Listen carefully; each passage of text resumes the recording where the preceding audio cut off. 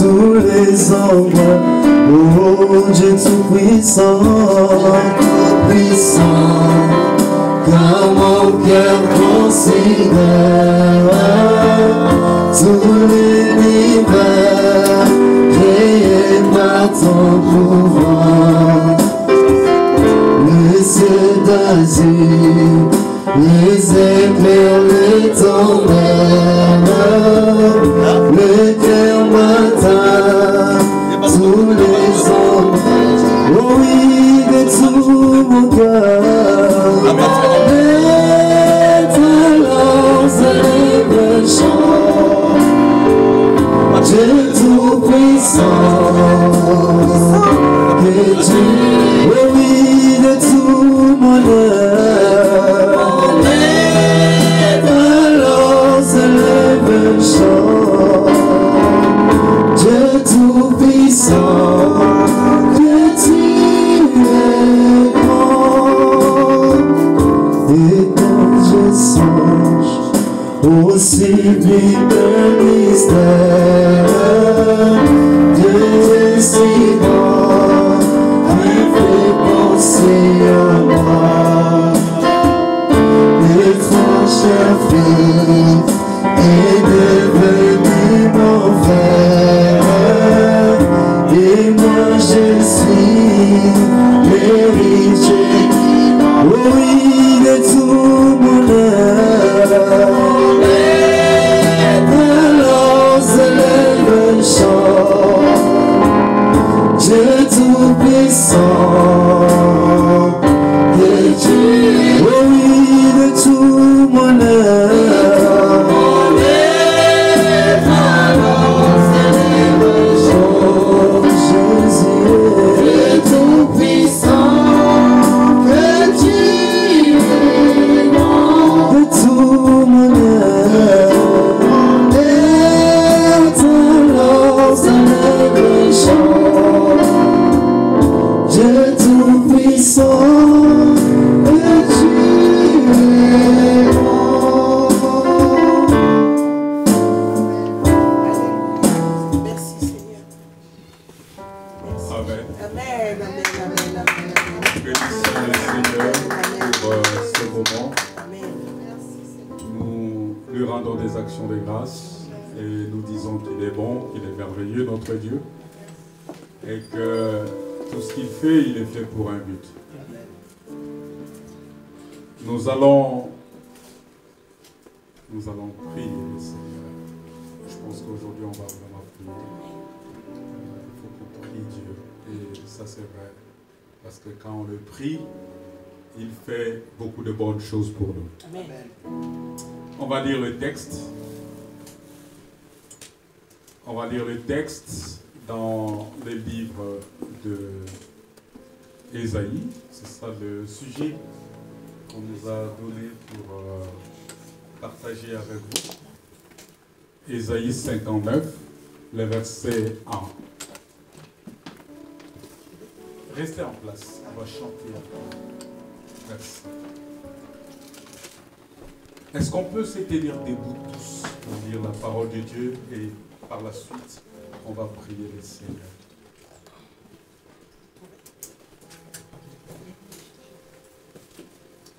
Tu vas préparer le premier cantique qu'on a commencé les cultes avec.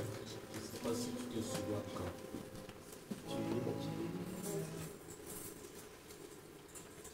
Ésaïe 59, le verset 1. La Bible dit, non, la main de l'Éternel n'est pas trop courte pour sauver. Ça veut dire, commence le texte par un non. Il dit non. La main de l'Éternel n'est pas trop courte pour sauver, ni son oreille trop dure pour entendre. La main de l'Éternel n'est pas trop courte pour sauver, ni son oreille dure, trop dure pour entendre. On va louer le Seigneur, mais on va lire encore un autre texte dans le livre de Ésaïe 66, verset 2. Ésaïe 66, verset 2. La Bible dit, toutes ces choses, ma main les a faites. Et tous ont reçu l'existence, dit l'Éternel. Voici sur qui je porterai mes regards. Sur celui qui souffre et qui a l'esprit abattu. Sur celui qui craint ma parole. Celui qui immole un bœuf est comme celui qui tuerait un homme. Celui qui sacrifie un agneau est comme celui qui romprait la nuque à un chien. Que Dieu ajoute la bénédiction à la lecture de sa parole. Amen. Amen. On va chanter.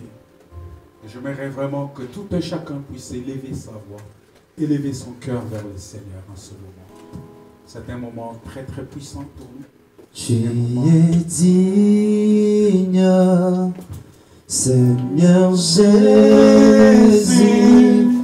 Tu es digne d'être adoré. Oui, Seigneur, tu es digne. Tu es digne d'être adoré. Tu es digne d'être adoré. Alléluia. Tu es digne d'être Tu es digne.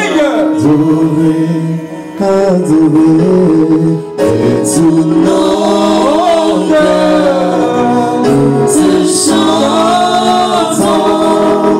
à jamais tu es le roi des rois. Tu es digne, Seigneur Jésus, tu es digne d'être adoré. Tu es digne, Seigneur Jésus, tu es digne d'être adoré.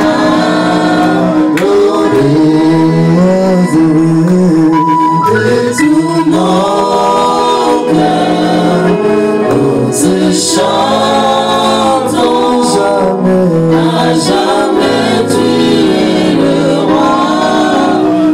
Oui, tu es digne, Seigneur Jésus, tu es digne d'être adoré. De tout notre J'aimerais que tu élèves ta voix, chantons, que tu commences à adorer le Seigneur en ce moment. Que tu déclares en ce moment que le Seigneur est digne. Il est digne, Seigneur. Il est digne, Seigneur. Il est digne, Voici Seigneur. les bons contrôles. Alléluia. Alléluia.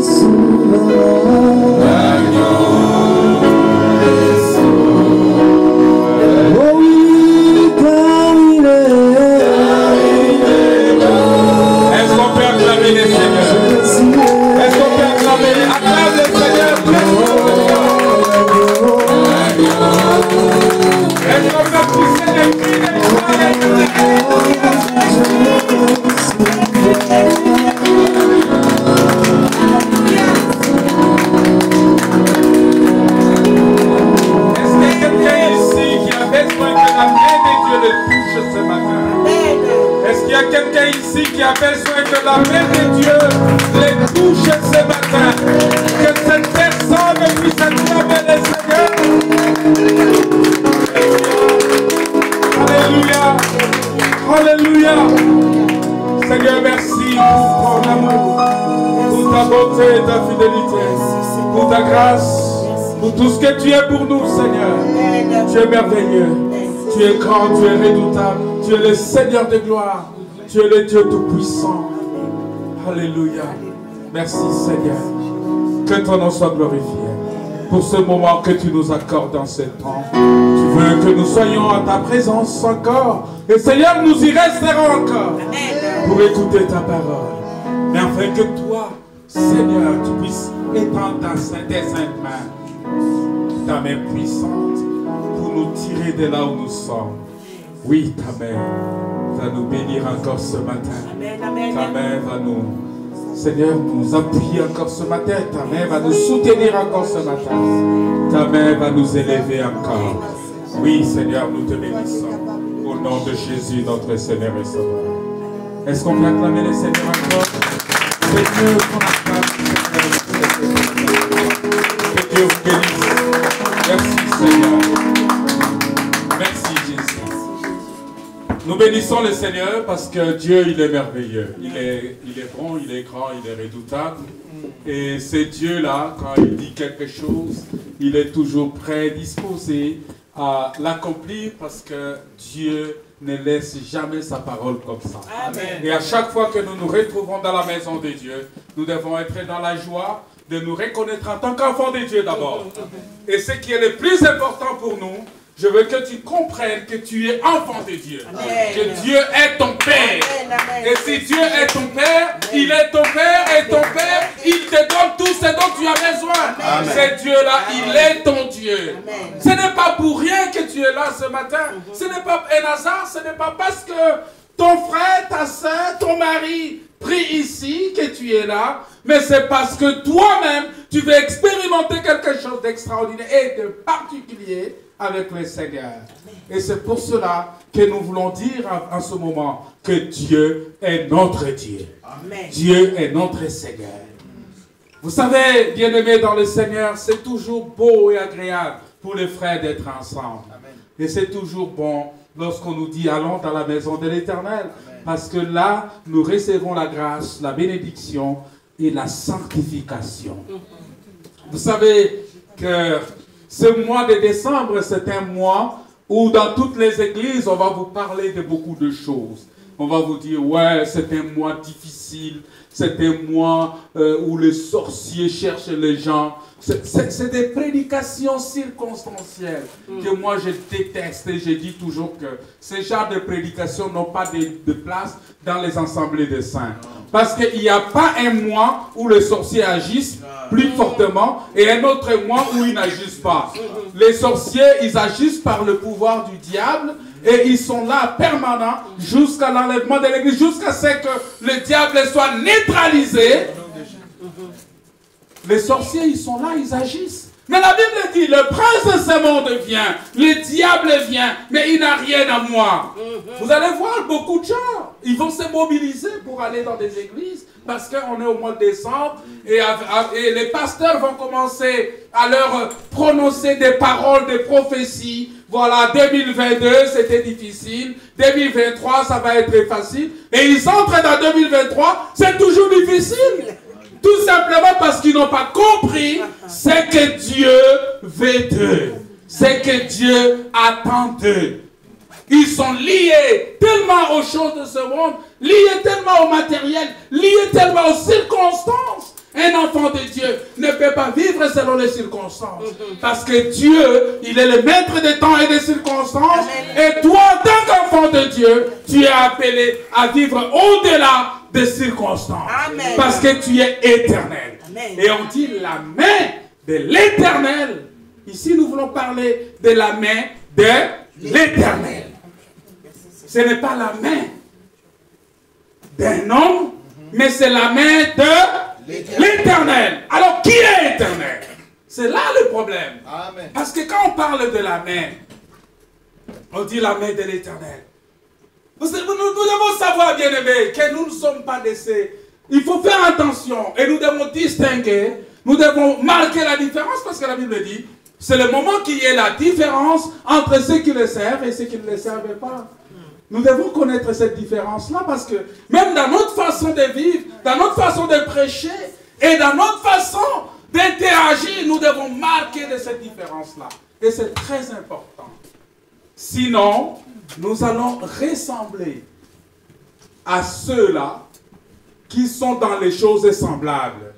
C'est-à-dire les choses semblables, c'est-à-dire ils donnent l'impression de servir Dieu, alors qu'ils ne sont que là pour leur propre poche et leur propre ventre.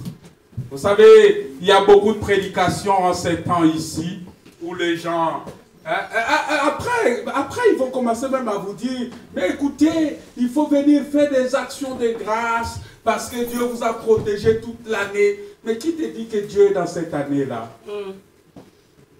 Venez, faites des actions de grâce et tout ça. Et le pasteur, il prépare déjà son truc. Il sait que bon, c'est le moment où les gens vont venir avec des actions. Moi, je ne suis pas contre les actions de grâce. Moi, je sais qu'un enfant de Dieu doit rendre grâce à Dieu. Mais rendez grâce à Dieu à tout temps.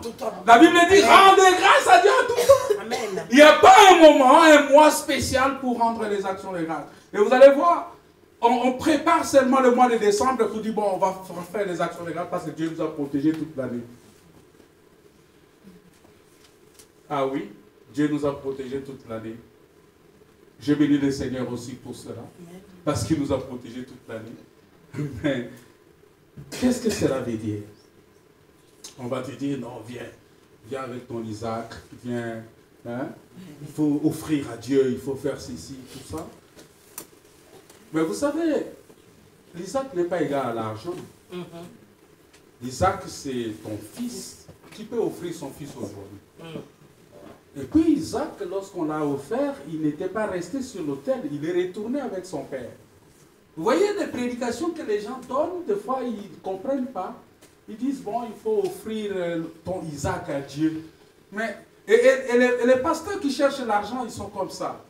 Ils sont derrière de telles prédications parce qu'ils mettent beaucoup de corbeilles d'offrandes, offrandes de ceci, offrandes de ceci, offrandes de ceci, offrandes. Et tout le culte, c'est des offrandes et des offrandes. Et on vous dit que quand vous donnez, vous êtes bénis. Non, nous ne donnons pas pour ça. Vous savez pourquoi les gens donnent? Les gens remettent à Dieu ce que Dieu leur a donné. Amen. Amen. C'est ça. Tu donnes à Dieu ce que Dieu t'a donné. Ce n'est pas que tu donnes à Dieu pour que Dieu te donne. Parce que Isaac, c'est Dieu qui a donné à Abraham. Et Abraham, Dieu le lui a demandé. Amen. Si Abraham n'avait pas Isaac, Dieu allait lui demander qui et quoi. Parce que Dieu lui a donné et Dieu lui a demandé. Alors ne pense pas que tu vas donner pour être béni. Et si tu viens dans cet esprit-là, tu vas seulement donner ton argent et les pasteurs vont manger. Nous, on va manger ça. Et tu ne seras pas béni. Tu vas commencer tout. Tu seras toujours là en train de te plaindre. À t'inquiéter, mais pourquoi je donne, je ne suis pas béni. Mais non, c'est d'abord la disposition de ton cœur. Amen. Parce que c'est ce que Dieu veut voir d'abord. Est-ce que toi, tu es converti? Est-ce que tu es convaincu de ce que tu fais? Est-ce que ce que tu donnes, tu le donnes avec ton cœur? Ou tu le donnes seulement parce que tu veux que Dieu... Non, Dieu n'est pas un marabout. Est-ce que vous comprenez? Amen.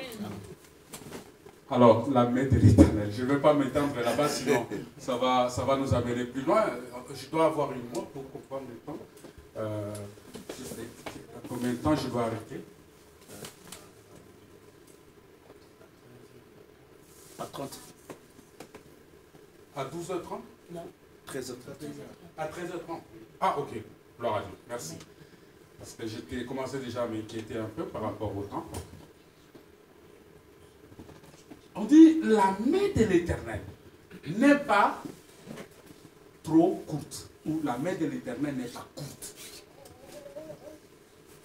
Ici on dit, la main de l'Éternel n'est pas courte. Alors, Dieu est esprit. N'est-ce pas? Amen. L'esprit n'a ni chair, ni os. Il n'a ni chair ni os. Alors, il a quelle main? Parce que quand on dit la main de l'Éternel, c'est-à-dire il faut voir d'abord l'aspect physique de la personne. On dit, est-ce que Dieu a une main? Oui, Dieu a une main. Voilà pourquoi nous avons vu dans Ésaïe 66, il dit que toutes ces choses que vous voyez, c'est ma main qui les a faites. Toute la création a été faite par la main de l'Éternel. Alors nous allons rentrer dans la Bible pour voir comment Dieu a utilisé sa main pour créer. Amen. Et c'est facile à comprendre. On comprend déjà à partir de ce texte que si c'est la main de l'Éternel, si la main de l'Éternel a fait toutes ces choses, si la main de l'Éternel a créé, oui, je comprends bien qu'au commencement était la parole. Au commencement, Dieu créa les cieux et la terre. La terre était informe et vide. Et Dieu dit que la lumière soit.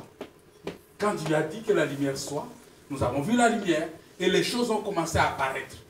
Dieu dit que la terre apparaisse. Dieu dit que les ciels apparaissent. Dieu dit que ceci vienne. Dieu dit que les animaux apparaissent. Dieu dit. Donc quand Dieu dit, on voit que tout est fait. C'est là où nous comprenons que la main de l'Éternel, c'est sa parole. Amen. Est-ce que vous comprenez? La main de l'Éternel, c'est sa parole. Parce que toi, regardez, je vais encore dire quelque chose de très important que tu vas saisir ce matin. Tu sais que tu es plus que toute œuvre que Dieu a faite. Est-ce que tu sais ça? Amen. Parce que de tout ce que Dieu a fait, Dieu a dit que ça se fasse, que ça se fasse. Mais pour créer l'homme, Dieu est descendu. Est-ce que tu sais ça? Pour te créer toi, Dieu a quitté le ciel, il est descendu. Parce que la Bible dit, Dieu est descendu. Comment il est descendu? Parce qu'il est venu, il a pris la poussière de la terre. Dieu est venu prendre la poussière de la terre pour former l'homme. Dieu a travaillé de ses mains pour que toi tu puisses exister. C'est ça la différence. Voilà pourquoi tu dois t'estimer heureux. Parce que tu es un enfant de Dieu. Amen. Dieu est ton Père. Dieu a travaillé. Il a dégagé la sueur pour que toi, tu puisses exister. Amen. Et nous allons voir ça peut-être pas ce dimanche, peut-être le dimanche prochain. Lorsque Jésus était dans les jardins de Gethsémani, la Bible dit que sa sueur s'est transformée en grumeau de sang. En ce moment-là, et ça coulait à terre. La Bible dit que ça coulait à terre. La sueur de Jésus-Christ a coulé sur la terre. C'était ça la main de l'Éternel. Parce qu'il fallait que la main de l'Éternel coule aussi sur la terre. Mais regardez bien. La main de l'Éternel a fait toutes ces choses. La main de l'Éternel t'a créé. Je suis l'œuvre de la main de l'Éternel. Je veux que tu déclares avec moi. Amen. Je suis l'œuvre de la main de l'Éternel. Est-ce que tu peux déclarer ça haut et fort? Je suis l'œuvre de la main de l'Éternel. La main de l'Éternel m'a façonné. Amen. Amen. Tu es l'œuvre de la main de l'Éternel. Dieu est descendu. Il a pris la poussière de la terre. Il t'a modelé comme un potier. Vous vous rendez compte? Mais par contre, pour toutes les autres choses, il dit que cela soit, que cela soit. Il parle juste et puis ça s'est fait. Mais pour faire l'homme, il est descendu. Voilà comment tu es important aux yeux de Dieu. Mais aujourd'hui, beaucoup de gens ne reconnaissent pas ça. Même pour venir prier Dieu, il faut que le pasteur se fatigue et appeler les gens. Tu es où? Tu es où? Tu es à quel niveau? Tu vas venir? Comment ça se... Le pasteur commence même à pleurer au téléphone pour que les gens viennent à l'église. Je me dis, mais Est-ce que vous venez ici pour le pasteur? Vous venez prier le pasteur? À un certain moment, oui, c'est parce que nous le faisons parce que cela nous a été imposé. C'est une nécessité qui nous a été imposée. Prêcher l'évangile. Mais au-delà de tout ça, tu dois reconnaître que ton salut, c'est toi-même qui es l'acteur de ton salut. Amen. C'est pour ton salut.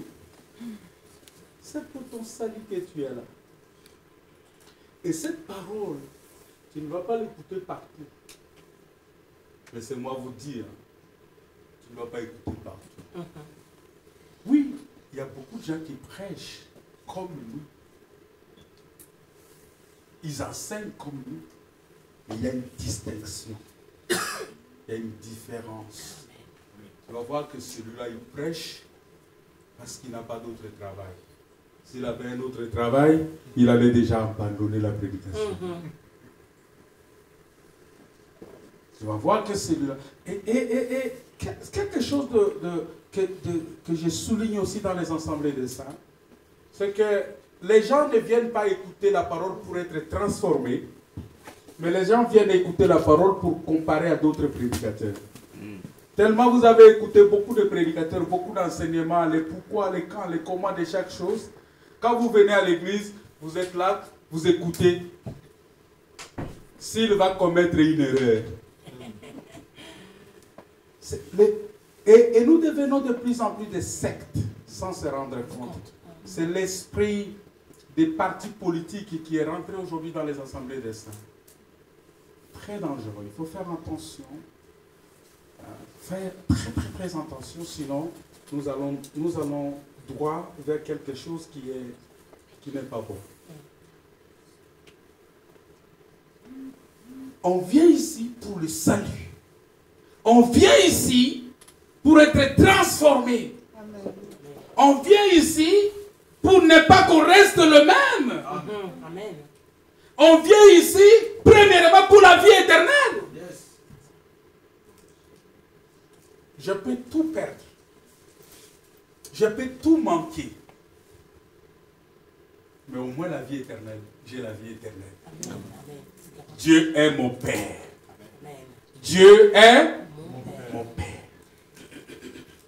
Je suis fier d'être enfant de Dieu.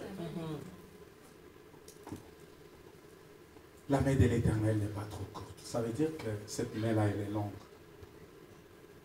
Vous voyez? Ça veut dire que la main de l'Éternel, elle est longue. Ça veut dire que cette main-là, parce que si c'est la main de l'Éternel qui n'est pas courte, c'est que cette main-là aussi est éternelle. Cette main-là aussi est longue.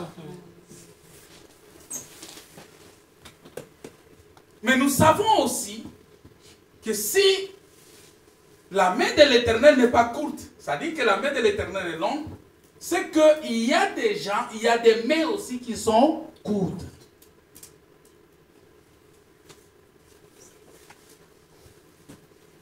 Il y a des mains qui sont courtes. C'est comme la main de berger contre les filles de Jéthro. Les bergers contre les filles de Jéthro, ils ont pris en otage les filles de Jéthro autour de puits. La main des Égyptiens contre Israël. Il fallait que Dieu vienne délivrer Israël de la main des Égyptiens. Et pour délivrer de la main courte, il faut utiliser la main longue. Il faut une main qui est longue. Et nous avons la main longue. Alléluia. Nous avons une main qui est longue. Qui est la main de l'Éternel. Qui est une main qui délivre. Une main qui sauve. C'est comme la main de Madian contre Israël. Dans le livre de Juges, chapitre 6, verset 2, si vous lisez ça, vous allez voir que la main de Madian contre Israël, la main de Nebuchadnezzar contre les Juifs, qui ont refusé d'adorer, qui se sont opposés à son adoration. La main de Laban contre Jacob. Parce que Laban a retenu Jacob par sa main. Et il fallait que la main de l'Éternel vienne délivrer Jacob de la main de Laban. Toutes ces mains-là, ce sont des mains courtes. La maladie, c'est une main courte. La possession démoniaque, c'est une main courte. Les difficultés, c'est une main courte. Mais ça nous prend en captivité des fois. Ça nous tient des fois. La maladie peut venir. Les difficultés peuvent venir. Les problèmes peuvent venir. Mais si nous avons confiance à la main de l'Éternel, qui est une main longue,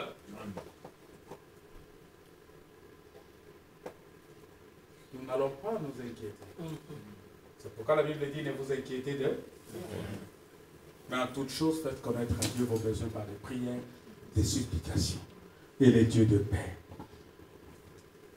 gardera vos cœurs en Jésus-Christ. Amen.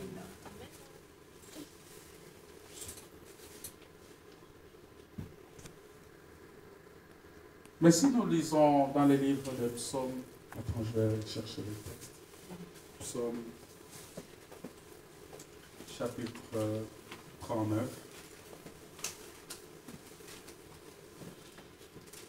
Je ne sais pas si je vais retrouver ça. 39, verset, je crois, 6.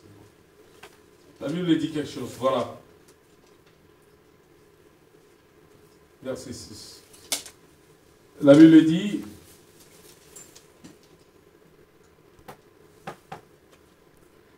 verset 5 à 6. L'Éternel, dis-moi quel est le terme de ma vie, quelle est la mesure de mes jours, que je sache combien je suis fragile.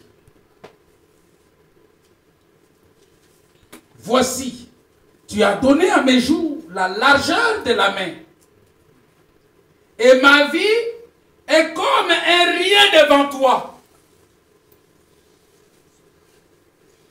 Oui, tout homme debout n'est qu'un souffle. Dans ce texte ici, l'Éternel Dieu veut présenter, le psalmiste est en train de présenter la main de Dieu comme une vie. Il est en train de montrer quelle est la largeur de ma main.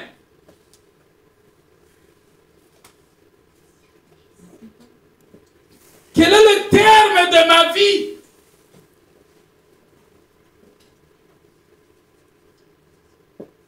Mes jours ou bien ma vie sont comme la largeur de la main. C'est-à-dire, on montre ici que la main, c'est aussi une vie. Alléluia. Amen. La main, c'est une vie. Et si la main est une vie,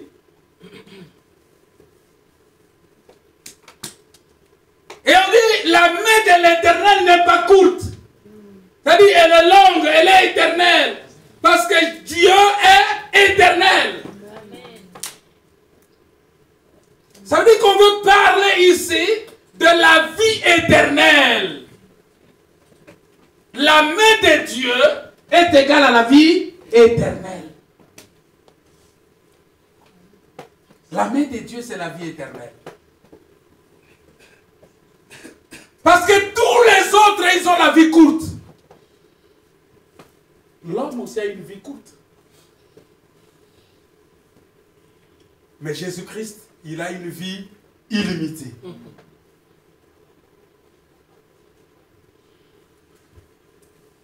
Parce que la Bible dit dans Romains chapitre 6, verset 8 à 11, que Jésus-Christ qui est ressuscité ne meurt point.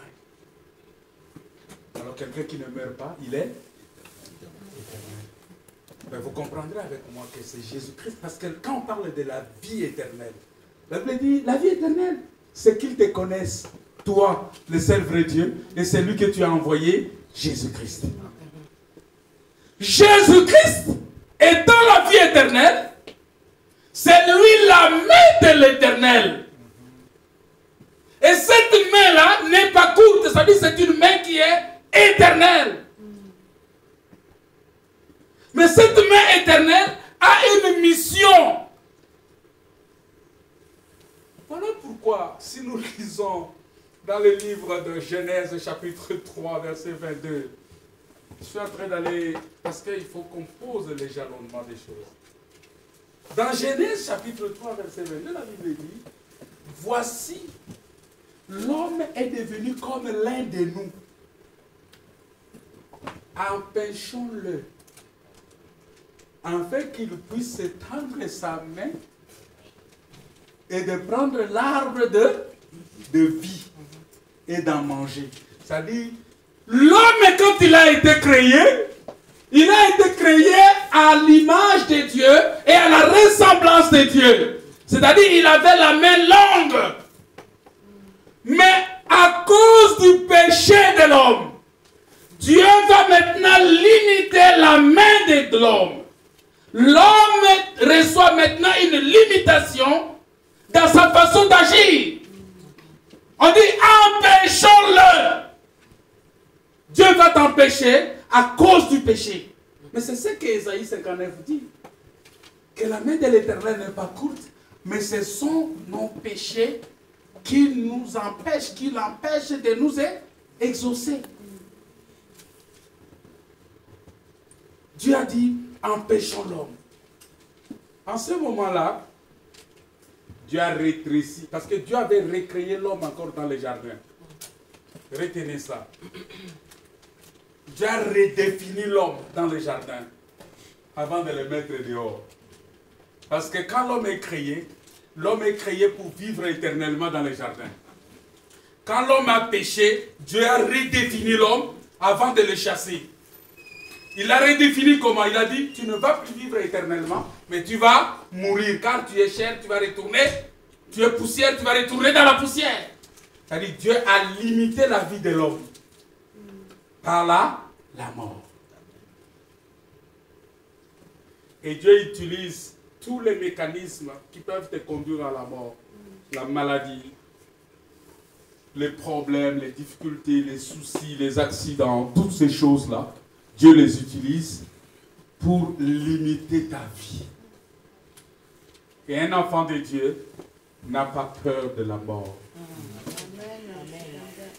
Voilà pourquoi tous ceux qui prient aujourd'hui le mois de décembre parce qu'ils ont peur de la mort, un enfant de Dieu n'a pas peur de la mort. J'ai pas peur.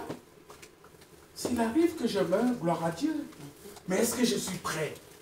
C'est ça la question la plus importante à se poser si on n'est pas prêt. Mais si tu es prêt, pourquoi tu dois avoir peur? Il faut plutôt éviter.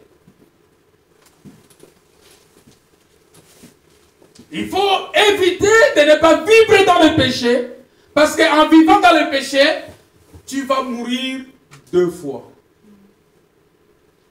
Est-ce que vous comprenez? Quand tu vis dans le péché, quand tu vis dans le mal, quand tu vis dans le manque de crainte de l'Éternel, tu vas mourir 2 fois. C'est-à-dire tu meurs dans la chair comme un homme meurt, ce qui est normal, parce que Dieu trouve cette mort-là normale. Parce que, regardez, Dieu a ressuscité, Jésus-Christ est venu ressusciter Lazare. Mais est-ce que Lazare n'était plus mort? Il est mort. Mais pourquoi il a ressuscité Lazare? C'était seulement un miracle pour que les gens puissent croire. Mais le plan de Dieu reste toujours que l'homme est né pour mourir. Parce qu'il y a un temps pour tout. Il y a un temps pour naître, et il y a un temps pour mourir. Ah, tu ne peux pas avoir peur de la mort, mais il faut plutôt avoir la crainte de l'Éternel. C'est le plus important. Si tu as la crainte de l'Éternel, la mort physique n'a rien à voir sur toi. Parce que tu deviens déjà éternel. la mort, c'est juste un passage de ce monde à l'au-delà. Tu vas vivre avec le Seigneur éternellement. Amen. Voilà pourquoi un enfant de Dieu doit louer le Seigneur tous les jours, doit prier le Seigneur, doit être dans la joie de venir à l'église. Vous savez, quand il fait froid, souvent c'est compliqué pour que les gens prient le Seigneur. Et je l'ai toujours dit, c'est un moment très très dangereux. C'est un moment où beaucoup de gens réunissent même le Seigneur. Vous savez, Pierre a régné Jésus-Christ à cause de cela, parce qu'il était à côté d'un feu. Et parce que Jésus était mort, il faisait froid, vous savez. Il faisait froid quand il était mort. Et Pierre avait froid, il est venu s'échauffer à côté d'un feu. Et les gens l'ont vu, ont dit, mais toi tu étais avec lui, avec ces messieurs-là. Par peur d'être chassé de là, à côté du feu, il a dit, non, je connais pas avec lui. Parce qu'il voulait toujours garder le feu. Mais il a oublié que c'était un feu étranger. Ça paraît banal, mais pour nous, en tant qu'enfants de Dieu, ça a un sens. Souvent difficile pour que quelqu'un se réveille le matin pendant qu'il fait -2, -1, -3 degrés. Et il se prépare pour venir à l'église. Il dit, mais ça devient une torture. Oui, Dieu, servir Dieu, c'est aussi ça. C'est une torture. Mais l'apôtre Paul l'a dit, que je traite durement mon corps et je le tiens assujetti. Tu es libre de faire tout ce que tu veux, mais tu ne peux pas à cause de la connaissance de la parole. C'est-à-dire tu te prives de ce que tu pouvais faire. Ma sœur, tu pouvais mettre tout ce que tu peux mettre. Mais si tu ne le fais pas, c'est à cause de l'excellence de la connaissance. Mon frère, tu peux faire tout ce que les jeunes font. Tu peux aller dans des boîtes de nuit. Tu peux te permettre tout. Mais si tu ne le fais pas, c'est à cause de la parole. Tu te prives d'un certain nombre de choses à cause de la parole de Dieu. Ce n'est pas parce que tu ne peux pas. Tu as l'argent. Tu peux aujourd'hui avoir 2, 3, 4 femmes. Comme tu veux, tu peux faire tout ce que tu veux, mais si tu ne le fais pas. Mais c'est à cause de la parole. Vous voyez? C'est-à-dire tu traites durement ton corps. Et tu le tiens assujetti, tu le maintiens sous l'autorité de la parole de Dieu. Pour gagner l'excellence de la connaissance de Dieu. Pour gagner la vie éternelle. C'est le plus important. C'est là où nous disons que des fois, nos enseignements qui sont le pourquoi de chaque chose, la connaissance de chaque chose, la révélation de toutes choses, c'est bien. Mais il ne faut pas que cela fasse de nous des intellectuels spirituels. Des gens qui ont de grosses têtes, mais ils sont sans cœur. Il ne faut pas que l'enseignement vienne nous gonfler seulement d'orgueil, de connaissance. Ah frère, vous savez, cette écriture-là, ah frère, vous savez, cette écriture-là, ah frère, vous connaissez la femme de Potiphar, ah, vous savez, oui, c'est bien toutes ces choses-là. J'aime beaucoup ça quand les gens enseignent ces choses, rentrer dans la démonstration, parler des 7 sceaux, parler des trompettes, parler de toutes ces histoires. Mais faites attention parce qu'il y a des choses qui vont se faire pendant que nous sommes déjà enlevés. On nous donne juste cette connaissance. On nous enseigne ça pour que nous comprenions ce qui va arriver dans la suite des temps. Mais est-ce que ça nous concerne directement? Non, il y a des choses qui vont se faire pendant que l'Église est déjà enlevée. Et si moi je suis enlevé, qu'est-ce que j'ai à voir avec tout ce qui va venir après? On enseigne ça pour que tu aies la crainte de Dieu. En sachant que si tu n'es pas enlevé, tu vas vivre ces choses-là. Tu vas vivre la grande tribulation, tu vas vivre les fléaux, tout ce qui va arriver dans l'Apocalypse. Mais un enfant de Dieu qui est préparé, qui marche seulement dans la crainte de Dieu, pour lui c'est la crainte de Dieu, c'est la crainte du péché. C'est ça, chercher premièrement le royaume des cieux. La main de l'Éternel. Dieu a dit, empêchons l'homme. À cause du péché, on va empêcher l'homme. Dieu est descendu. Il a empêché l'homme. Il a écouté les capacités de l'homme à agir. Voilà pourquoi sans Dieu, tu ne peux rien faire. Parce que tu as été déjà empêché. Tu n'es plus capable par toi-même de faire quelque chose. Tu ne peux plus étendre ta main et prendre l'arbre de la vie. Il faut qu'on te le donne. Si on ne te le donne pas, tous tes efforts ne vont aboutir à rien. La main de l'Éternel, c'est aussi la vie.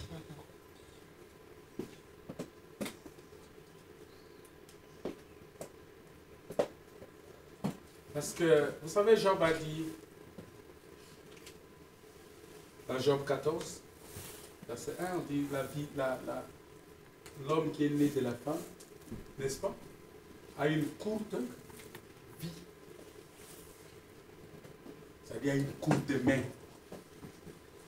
Sa main est courte. Je vais te dire ce matin que la main de ta tante qui t'en veut est courte. Amen. La main de tous ceux qui se complotent contre toi est courte. La main des sorciers est courte. Est-ce que vous savez ça? Amen. N'ayez pas peur des sorciers, parce qu'ils ont la main courte. Amen. Le démon lui-même aussi a la main courte. Parce qu'il est limité quelque part. Mais l'Éternel a une main qui est éternelle. Il a une main longue. Et cette main-là peut te localiser partout où tu es. Cette main-là peut te toucher partout où tu te trouves. De n'importe quelle situation dans laquelle tu te trouves, cette main est capable de te tirer de là. Est-ce que tu crois à ça ce matin? Amen. Amen. Je veux que tu comprennes que de n'importe quelle situation dans laquelle tu te retrouves, la main de l'Éternel est capable de t'en tirer. De t'en sortir de là. Et c'est très important que tu comprennes la puissance de la main de l'Éternel. La main de l'Éternel, c'est une force. Je ne vais pas rentrer parce que quand on parle de la main de l'Éternel, il n'y a pas la différence entre la main de l'Éternel et les bras de l'Éternel.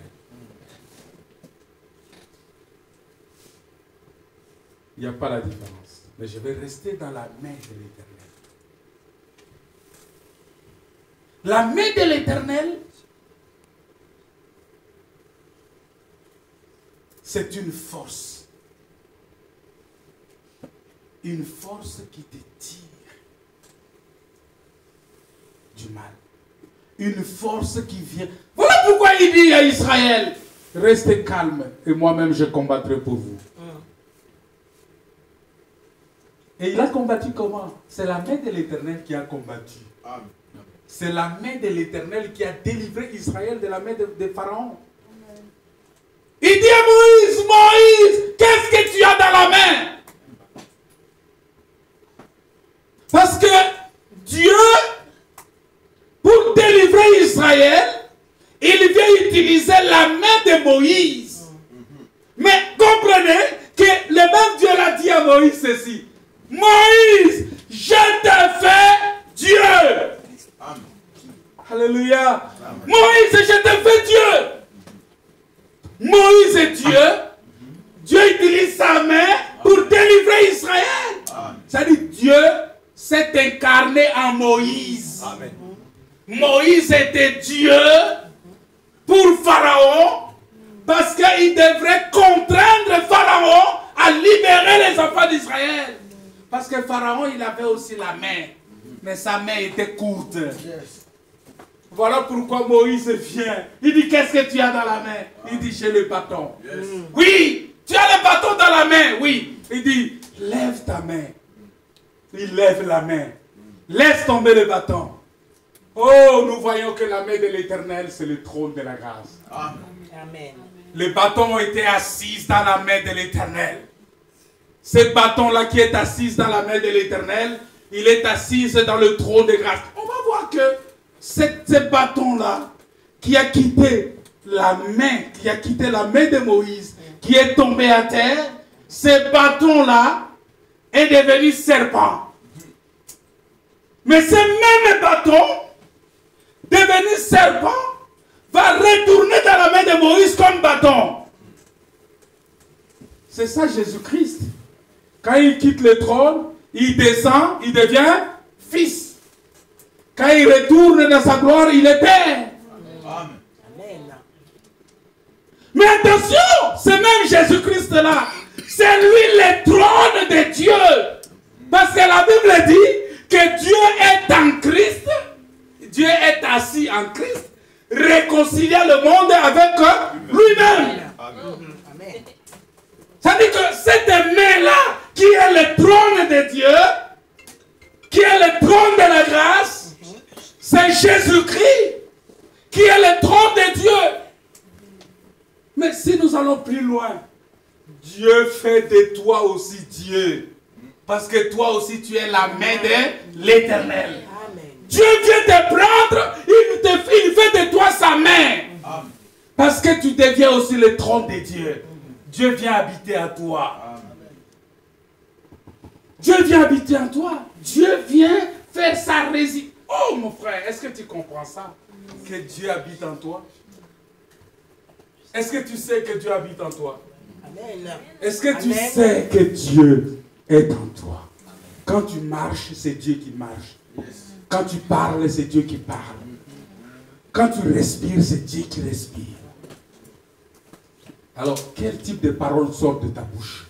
Parce que quand tu parles, c'est Dieu qui parle. La parole qui sort de ta bouche, c'est de critiquer, c'est de parler mal de l'autre, parler mal de ton pasteur, parler mal de ta soeur. Il y a même des gens qui perdent leur temps à critiquer les autres seulement à cause de leur accoutrement. Ah, il est habillé comme ça. Oh non, mais regarde comment il est. Est-ce que Dieu voit tout ça? Mais si les vêtements me couvrent tout le corps, cela suffit. Est-ce que vous savez ça? Amen. Dieu ne connaît pas les griffes. Si Dieu, cette histoire, vos histoires de Congolais, là, des griffes, tout ça. Parce que ce sont des Congolais qui sont dans ces choses-là. Ils sont perdus dans ces choses. Une perversité sans mesure. Quand quelqu'un s'habille comme ça, il commence à regarder. Ça, c'est des griffes, c'est quoi? Qu'est-ce qu'il a porté là? Vous voyez, des gens sont perdus dans les futilités, dans des histoires qui n'amènent nulle part. Et vous poussez vos pasteurs, vous savez, vous poussez vos pasteurs à rechercher des costumes, des choses, des griffes, tout ça, parce que quand le pasteur aussi s'habille pas bien, vous serez les premiers à commencer à le critiquer, à critiquer sa femme. Mais quand il s'habille bien, c'est un voleur, il vole l'argent de l'église. Ah, ce sont nos dîmes là qu'il est en train de manger. Je ne sais même pas si toi tu donnes une dîme. Je connais un frère qui décide sur sa dîme. Il dit, bon, ma dîme, cette fois-ci, je vais acheter quelque chose pour l'église. Je ne donne pas ma dîme. Bon, ma dîme, je vais donner ça pour le loyer. Hein? C'est ça, je donne pour les frais de location de salle. Tout ça. Oh, ma dîme, je vais acheter des instruments de musique pour l'église. Pour lui, parce que c'est lui-même qui décide sur sa dîme. J'aime pas trop prêcher sur ces histoires d'argent parce que je sais que beaucoup de gens sont accrochés à ça. C'est important. Moi, j'ai toujours dit que l'argent de l'église, c'est l'argent qui sert pour l'œuvre de Dieu. Amen. Et ça doit être redistribué aussi à tous ceux qui sont dans les besoins. C'est ce que dit la parole de Dieu. Moi, j'ai une autre façon de voir ces choses que je n'aime pas souvent enseigner parce que ça scandalise aussi d'autres pasteurs, ma façon d'enseigner ces choses. Parce que l'argent de l'Église, je ne dis pas que ça doit toujours venir dans ma poche en tant que pasteur, parce qu'il y a beaucoup de pasteurs qui sont eux-mêmes diacres, il est lui-même diacre, il est lui-même pasteur, il est lui-même tout. Et on ne sait même pas savoir l'argent qui rentre. C'est vrai qu'on n'a pas besoin de lui demander compte, mais il doit quand même être conscient de dire que l'argent qui entre à l'église, qu'est-ce que ça fait? C'est important. On doit savoir ça. Il y a des indigents parmi nous. Est-ce que cet argent est redistribué? La Bible dit, parce que nous devons comprendre que les gens donnaient dans l'ancienne alliance, des dîmes, des offrandes, des actions de grâce, toutes ces choses, les gens donnaient. Mais lorsqu'on est venu dans la nouvelle alliance, on garde, on donne ces choses-là. Mais la façon dont ces choses sont utilisées, c'est ça le changement des sacerdoces en fait.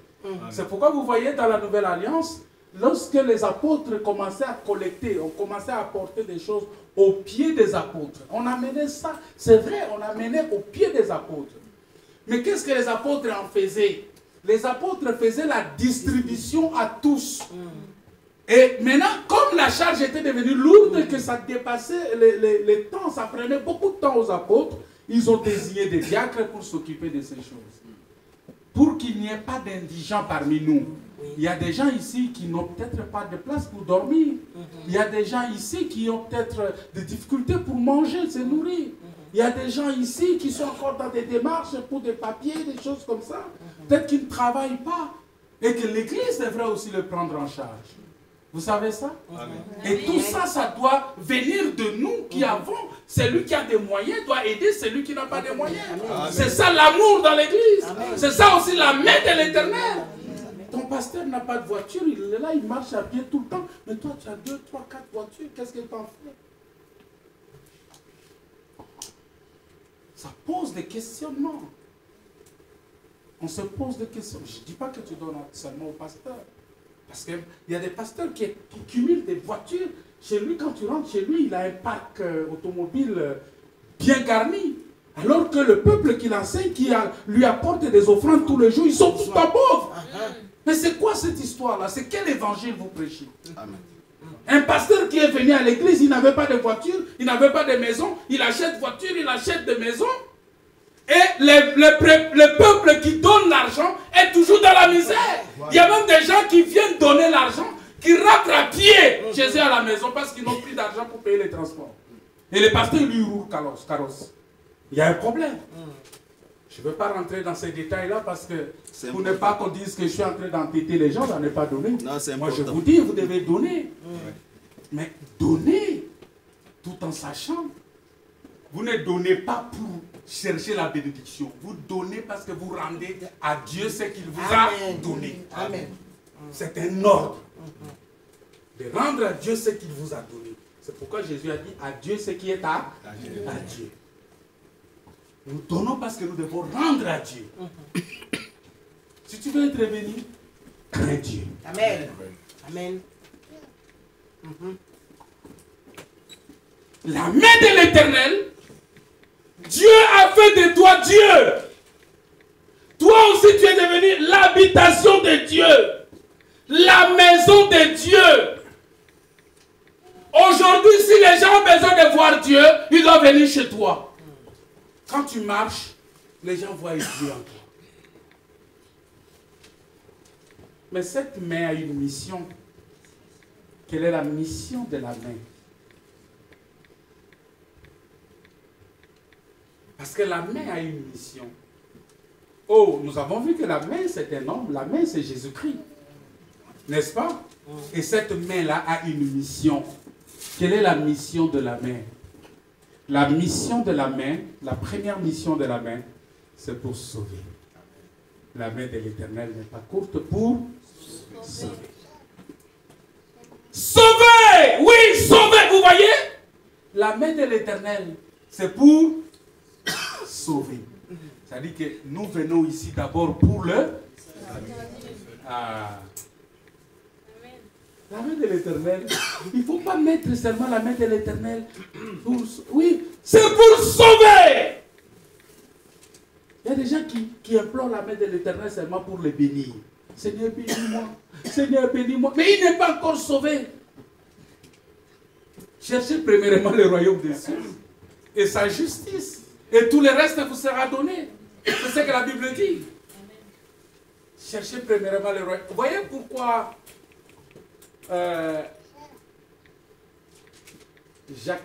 Laban a dit à Jacob, tu dois d'abord prendre Léa avant de prendre Rachel. Parce que Léa est la mère de Judas. Vous savez ça? Vous savez ça? C'est le roi. Parce que dans Léa, vous allez voir qu'il a enfanté un fils, il a dit cette fois-ci le Seigneur m'a fait justice. Et il a enfanté un fils encore qui va dire le royaume, le sceptre du royaume ne s'éloignera plus de Judas. Il fallait que Jacob puisse d'abord avoir Léa, qui est le royaume des cieux et sa justice. Et après, on lui donne Rachel.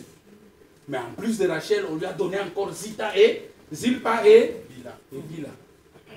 Et tous les 4, ils ont formé les 12 tribus d'Israël.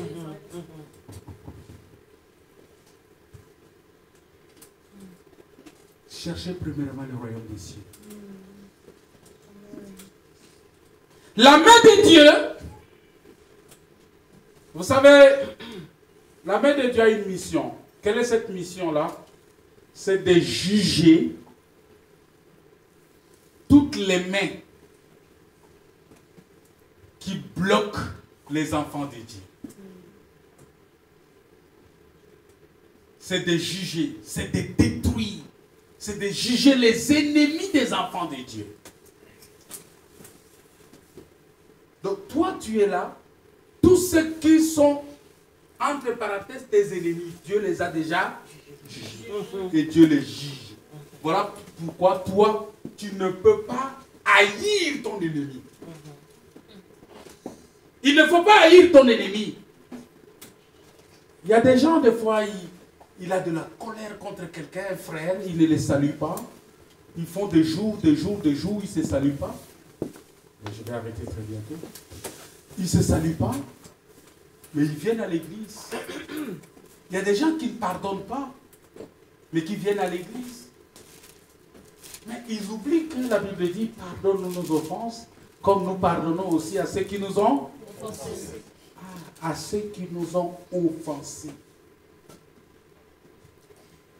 Il faut leur pardonner.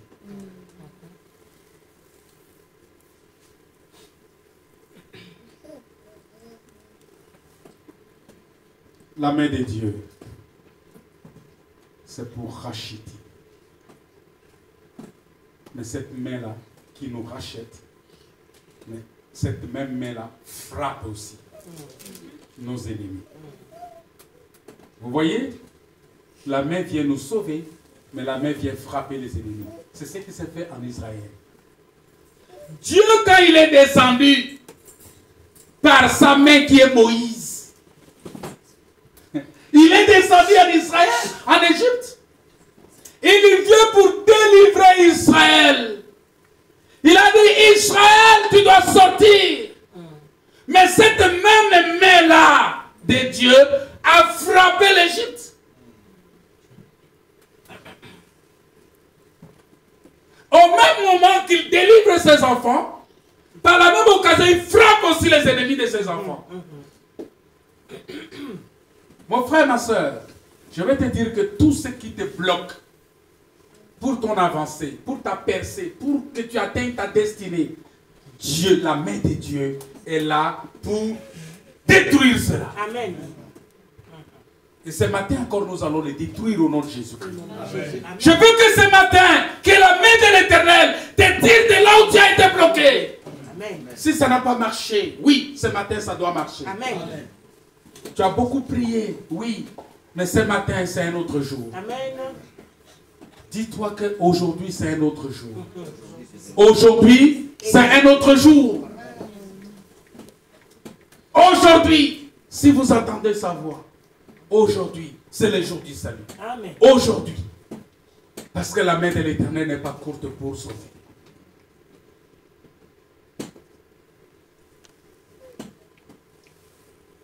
La main a accordé la délivrance.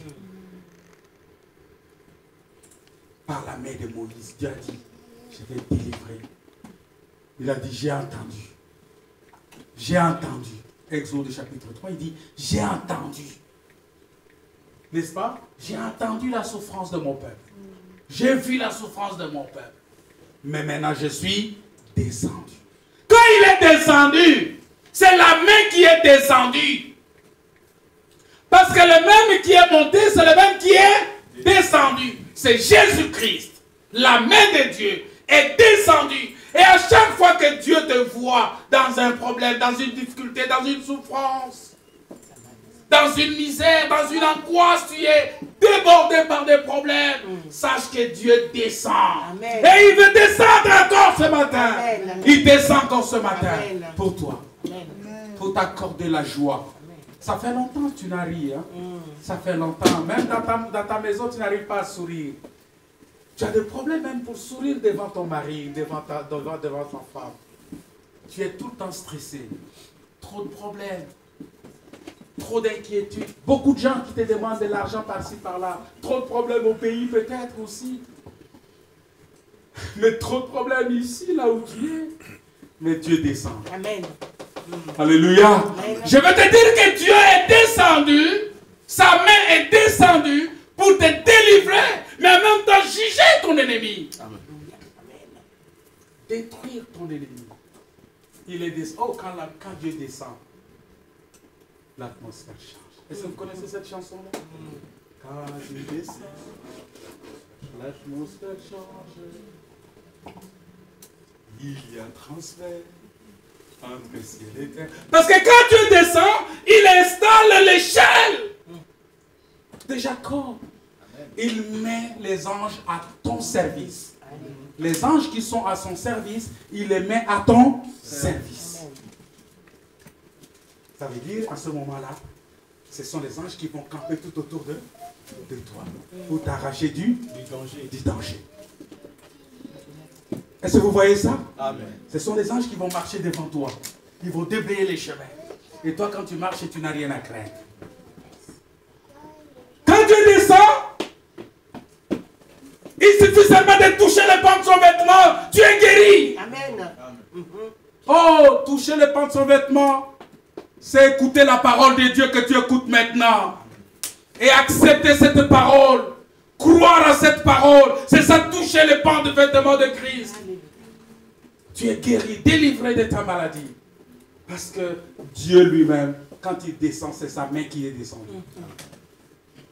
Et puisqu'il est éternel, il veut te prendre et puis te faire entrer dans l'éternité. Il veut te sortir de cette vie courte pour que tu rentres dans la vie éternelle. Dans la vie éternelle. La main de l'éternel. Oh, puisque le dimanche prochain, on sera encore là. Je vais prier pour les gens. Mais ce matin encore, je vais prier pour vous. Je veux que le Seigneur vous visite. Si tu as eu de sérieux problèmes financiers, des problèmes de santé, problèmes d'ordre de travail, je veux que ce jour, tu puisses expérimenter la main de l'Éternel. Amen. Et que quand tu sors d'ici, que tu viennes le dimanche prochain avec un témoignage vivant. Amen. Je ne veux pas dire que non, c'est l'année prochaine. Non, Dieu c'est un Dieu, il est instantané. Il est maintenant. Je ne veux pas dire non, l'année prochaine, tu vas... Non, oui, Dieu a dit, parce que les gens s'appuient souvent sur la rencontre de Dieu avec Abraham, qui a dit à Abraham, hein, je reviendrai à toi à la même époque. Il a dit, je reviendrai à toi à la même époque. Cette même époque-là n'était pas définie dans l'année. Il a dit, je reviendrai à toi à la même époque. Quelle était cette époque-là? C'était la chaleur du jour. On pourrait expliquer ça autrement plus tard. Mais aujourd'hui, on ne va pas rentrer là-dedans. Mais je vais te dire que ton Dieu c'est ton Dieu. Dieu est ton Père. Il veut ton salut. Et puisqu'il veut ton salut, sache que tous tes ennemis deviennent ton marchepied. Tu marches sur eux. Est-ce que tu peux confesser ça? Amen. Tu peux reconnaître que tous tes ennemis, les maladies sont tes marchepieds. Amen. Tout ce qui est de ce monde, le monde est ton marchepied. Parce que tu as Dieu, un Dieu puissant, un Dieu vivant, un Dieu grand, un Dieu redoutable. Est-ce que tu crois à ça? Amen. Mais regarde plus ton problème. Regarde ces dieux-là. On va prier le Seigneur. On va prier le Seigneur. Je veux vraiment que tu comprennes que ce Dieu-là est descendu maintenant pour te sauver, pour te guérir. Parce que la mission des dieux, c'est ça. Et quand il est dit, vous savez, le dimanche prochain, je vais expliquer encore quand Dieu descend. C'est comme la main de Dieu, c'est aussi la pluie. Vous savez ça? C'est la pluie. La main de l'Éternel, c'est la pluie. Et la pluie, mais c'est ce que, je pense qu'un prophète a vu ça. Il a dit, je vois les nuées, les nuages se former sous forme d'une paume de main. Amen. Et quand Dieu étend sa main, ça dit qu'il déchire le ciel pour que les pluies tombent. Et là, la pluie de Dieu va tomber sur toi. Amen. Je veux vraiment que tu expérimentes cette bénédiction ce matin. Cette grâce ce matin. Cette délivrance. Je veux vraiment qu'au niveau de ta pensée, qu'il y ait un changement de mentalité. Qu'il y ait un changement de la façon de voir les choses de Dieu. Un changement dans ta façon de concevoir le royaume des cieux. Qu'il y ait un changement. Que tu comprennes que les royaumes des cieux ne viennent pas de manière à frapper les regards, mais ça doit être le renouvellement de l'intelligence et la transformation intérieure de l'homme. Amen. Le Seigneur veut te délivrer. Tu es malade, tu es venu malade ce matin, tu vas être guéri maintenant. Amen. Tu as quel problème qui te bloque, ça va être résolu maintenant. Moi je crois ça. J'ai cette ferme conviction-là, je vais prier pour toi. Peut-être souvent tu te poses des questions. Ah mais nous, souvent on vient à l'église, on nous dit toujours la même chose. Ouais, ça ne change. J'ai dit ce matin c'est différent. Amen. Je te dis ça. C'est différent. Tu dois être transformé par la même image. Tu dois être guéri ce matin. Tu dois être libéré ce matin. Si tu as été possédé, si tu as été, tu es tourmenté. Vous savez, il y a un démon qui, il y a un esprit aujourd'hui qui amène les gens à se marier à eux-mêmes. Vous savez ça? Il faut faire attention. La sologamie. La sologamie qui amène les gens à se marier à eux-mêmes. C'est ça qui pousse les gens à se masturber. Ils rentrent dans des masturbations. Si tu as connu ce genre de choses, il faut que le Seigneur t'en délivre. Amen. Au nom de Jésus. Amen. Je veux vraiment que nous soyons délivrés ce matin. Que tu sois libéré. S'il y a eu un blocage, sache que le blocage, c'est de la main des gens qui ont les mains courtes. Mais toi, tu as un Dieu qui a la main. La main est éternelle. Mon Dieu a les mains éternelles. Il a les mains puissantes. Est-ce qu'on peut se mettre debout? Je veux vraiment que tu puisses expérimenter ça. Je veux que tu pries ce matin. Que tu demandes à Dieu ce matin. Seigneur, ta main, la main puissante de Dieu, la vie éternelle de Dieu, que cette vie devienne ma vie. Oui, que tu sois libéré. Hallelujah. Lord Jesus, I thank you, Father. I worship you, Lord. I want you, Father, to help us take by the word of God. Lord Jesus, I want you, Jesus, to manifest your power. As your hand can save your people today, Father, I want you to raise your hand save your people, to deliver your people, to healness your people. Father, we worship you, God. Oh my God, we thank you, Jesus. Thank you for everything you have done for us. Thank you for the power of God. Thank you for the blood of Jesus. Oui, Seigneur, tu as déclaré qu'ils l'ont vaincu à cause du sang de l'agneau et à cause de la parole de leur témoignage. Je veux que tu déclares ce matin, par les paroles de ton témoignage, tu as la victoire. Tu as la victoire sur les diables. Je veux que tu déclares que j'ai la victoire sur les diables. J'ai la victoire sur l'ennemi. J'ai la victoire sur la pauvreté. J'ai la victoire sur le blocage. J'ai la victoire sur les possessions. Tu as la victoire. Oui, Saint-Esprit de Dieu. Saint-Esprit de Dieu, je demande que tu agisses en ce moment, que tu libères les esprits, que tu libères, que tu libères, que tu délivres en ce moment. Oui, Seigneur, merci parce que tu es Dieu. Merci parce que tu es Seigneur. Merci parce que tu es le Tout-Puissant. Merci parce que tu es grand et redoutable. Merci parce que tu es le roi des rois. Merci Jésus. Alléluia. Alléluia. Alléluia. Bien-aimé, élève ta voix. Élève ta voix. Commence par déclarer ta victoire sur les diables. Ta victoire sur les maladies. Ta victoire sur tous ces problèmes qui t'ont enculé pendant longtemps. Déclare. Déclare ta victoire. Déclare ta victoire. Proclame ta victoire. Proclame ta victoire. Proclame ta délivrance. Proclame. Oui, Seigneur. Descends. Descends pour délivrer ton peuple. Descends, Seigneur. Pour libérer ce peuple. Pour délivrer ce peuple. Descends, Seigneur. Oui, Jésus. Oui, Jésus. Je veux que, Seigneur, que ta main se manifeste en ce moment. Que ta main se manifeste en ce moment pour libérer ce peuple, pour délivrer ce peuple, pour guérir ce peuple. Oui, Seigneur. Gloire à toi, Seigneur.